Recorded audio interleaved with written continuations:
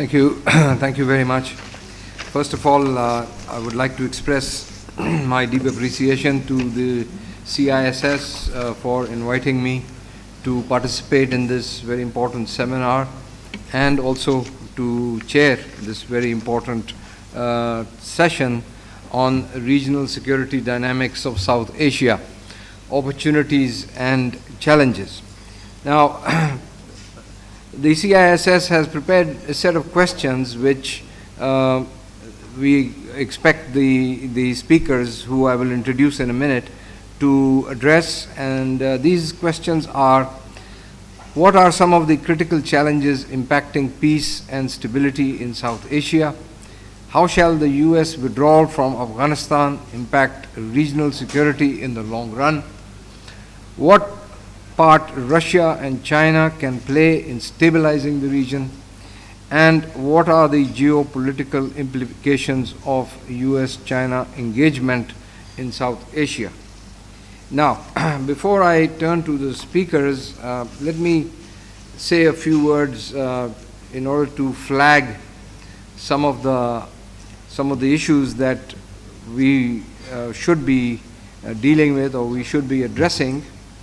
I think that South Asia is today perhaps the most dangerous place on earth.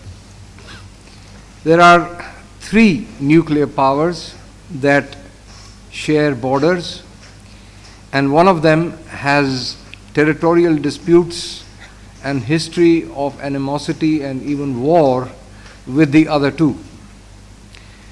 So this is an incredibly overwhelming challenge to maintain peace and security in this very difficult region. And then, in addition, we have the impact on this region by the current geopolitical dynamics at the global level, which have further intensified the confrontation, or if not confrontation, certainly the competition between the main players in South Asia. So when we speak of challenges, I think the challenges are pretty obvious. But also when we talk of opportunities, I think, in my personal opinion, we are being at this time a bit too optimistic about opportunities, but in any case, we should try and see what are the possibilities. Now, in terms of the challenges, obvious most important issue from Pakistan is, of course, the relationship with India, with which we have, as we all know, a legacy of unresolved disputes for many decades. And the strategic stability, the relative level of strategic stability that was reached or evolved in 1998 after the nuclear tests by both countries, was effectively squandered or undermined by 2 important developments. One was the Indian resort to the cold start doctrine to fight a limited conventional war despite the existence of nuclear deterrence.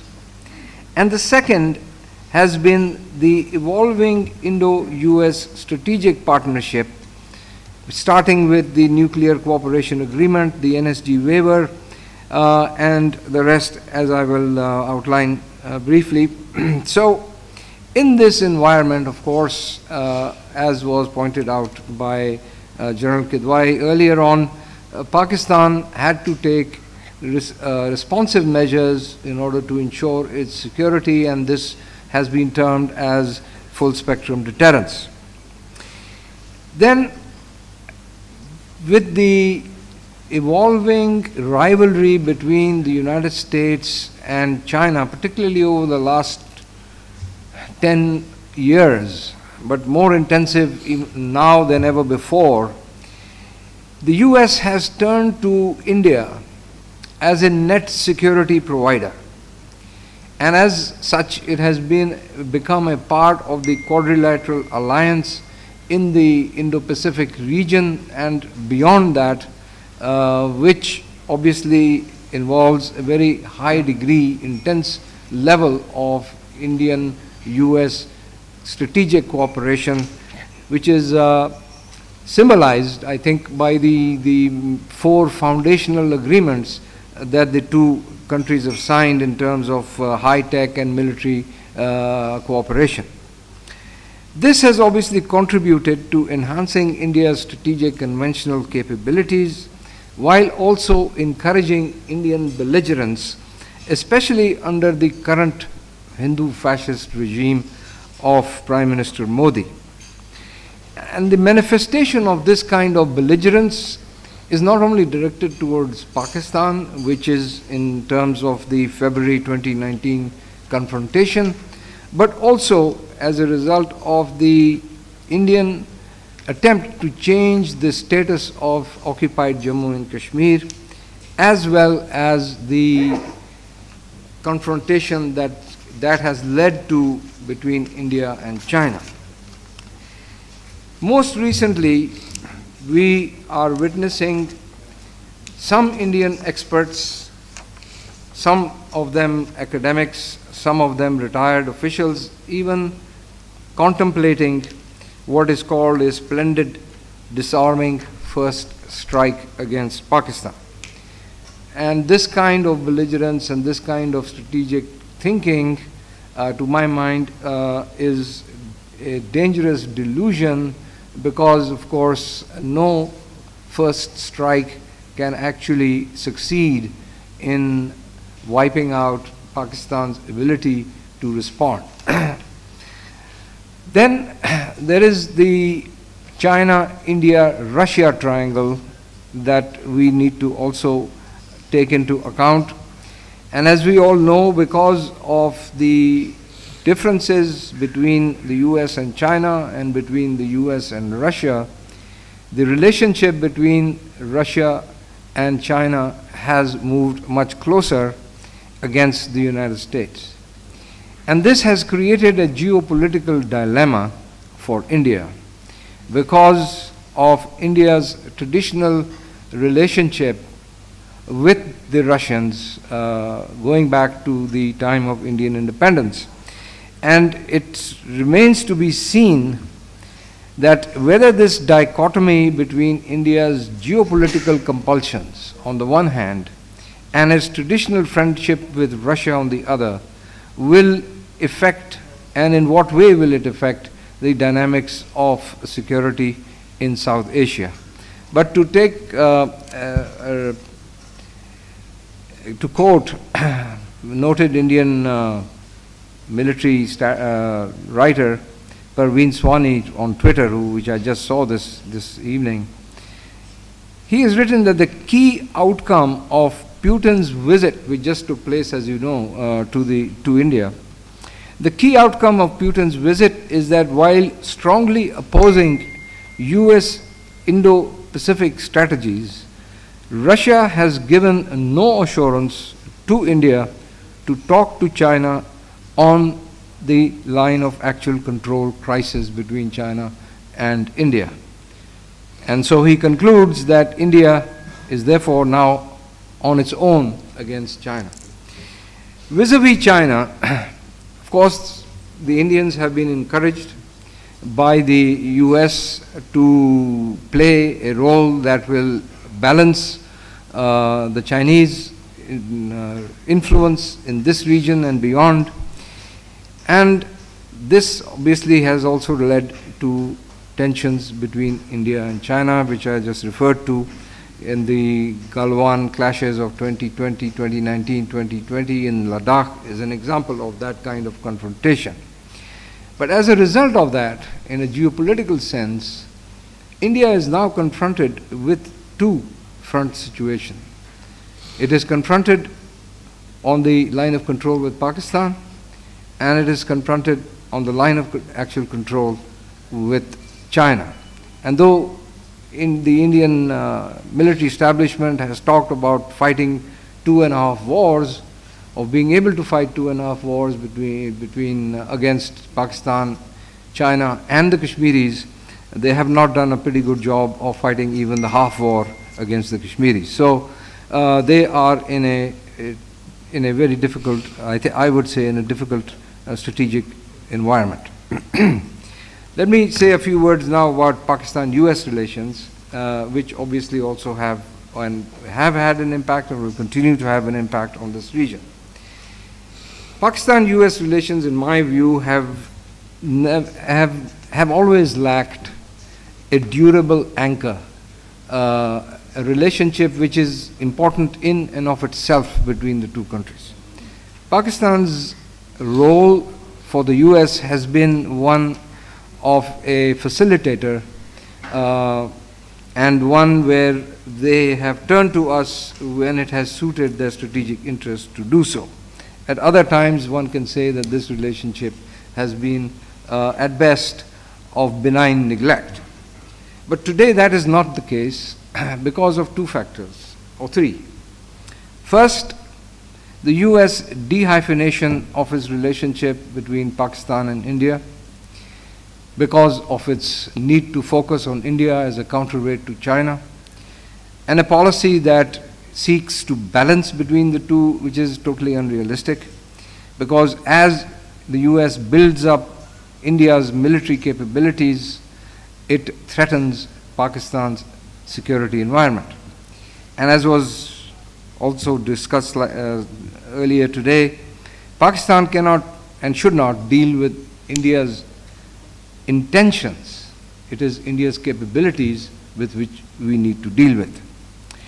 Then there has been the consistent policy of US discrimination against Pakistan on nuclear issues, which still continues. And I will not dwell on that because this has been covered already. Then the new factor that has emerged recently has been the impact of the China-US confrontation, since it impacts on Pakistan's relations with China itself.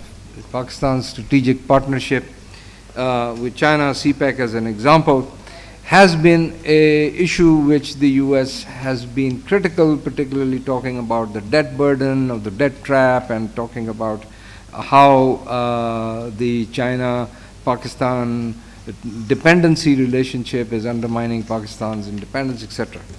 But the fact remains that the real opposition to CPEC as a part of the BRI is that it undermines the American overall strategy of containing China through its Indo-Pacific strategy, because the BRI provides a strategic option for the Chinese, and CPEC is a part of that option. So this is it. And then finally, the latest developments that we have seen unfold across the Durand line and across the border with Afghanistan has added further complications to the relationship between Pakistan and the United States. The US, despite all its faults, which it has refused to recognize, has looked upon or has projected Pakistan as being responsible for its debacle that it has faced in Afghanistan over the last 20 years. And in actual fact, Pakistan has been used as a scapegoat for American failures. And we saw this and we witnessed this scapegoating in the recent hearings in Congress, where Pakistan was blamed for helping the Taliban and for playing a double game. But I want to quote here a friend of mine, a very well-known professor from the United Kingdom, Professor Anatole Levin, who recently wrote in an article that Pakistan did not play a double game. Pakistan simply protected its own interests. And that interest is, and we have for now succeeded in achieving that interest, and that is to negate the two-front threat that we have faced from Afghanistan and India simultaneously for the past 20 years. So now, of course, the Afghan situation has not stabilized. There is a not a looming but an existing humanitarian crisis. There is the threat of a return of terrorism, especially by the Islamic State of Khorasan. There is the problem of refugees as a result of these the situation in Afghanistan, and of course there's the continuing problem of drug trafficking. So these are the difficulties that we face vis-a-vis Afghanistan. But what is the okay? So let me end by talking a bit about the opportunities.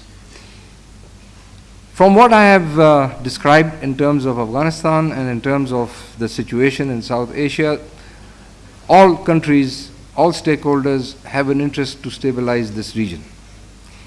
Starting point could be Afghanistan to avert a humanitarian crisis, overcome the threat of terrorism, and eradicate drug trafficking.